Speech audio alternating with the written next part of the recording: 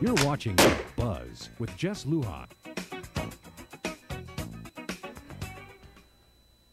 We're back with Cynthia Johnson, the school health counselor, actually nurse, RN, for FQ Sanchez, but wait a minute, not FQ Sanchez.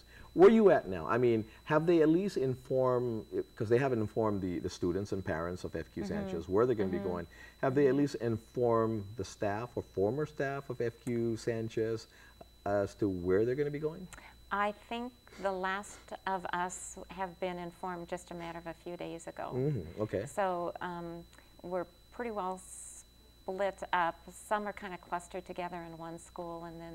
So it's not okay. It's not the thing where the school community now will be transferred to, whether it's going to be Melissa Martyrs or Marcel Sablon.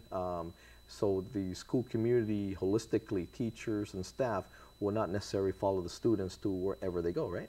Not one of the FQ Sanchez faculty or staff will be with any of the FQ Sanchez students if they go to Mauricio or if they go to Agate. Okay. So is that a preface? Is that a preview then, I guess, to where the students may go? Are they going to be split up going? I mean, have you heard anything as to where the students are going to go? I have heard that the school might be open, but I don't know anything about staffing. I've heard nothing about staffing, so I don't know.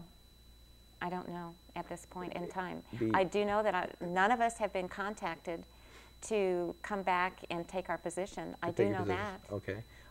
Your equipment, obviously, as the school health counselor, you had to remove your personal belongings as well as the government's belongings to wherever you're going to be.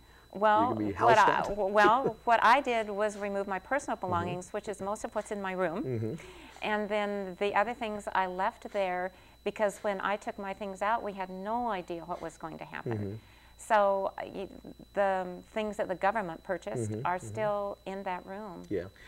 Have the board members or anybody at that, superintendent, I mean, have they caught, you know, it just baffles me, okay? It just baffles me that school would have been open yesterday, okay? And then kicked back now 2 more weeks. Baffles me that there's no finality to what is happening, okay?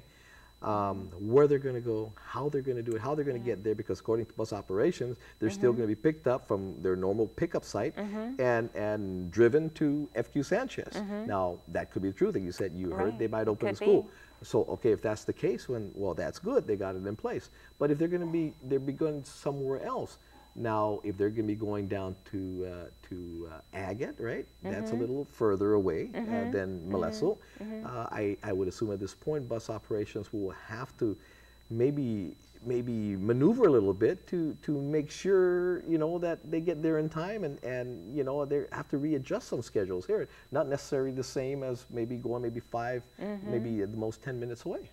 I would think you're right. I would think that that would be set in place a lot more than 5 minutes before, you know, school starts. Like I said, I don't know, but one thing I would just like to say that there's 2 parts to the school. One is getting it open, and the other one is staffing it and appropriating adequate money for that. So unless both of those are in place, we're going to have a difficult situation, I think. Or if they close the school, then where are they going to go? How are they going to get there? What's the time frame for the children to catch the bus? Cindy, I wish we had more time, but you know what? It still leaves.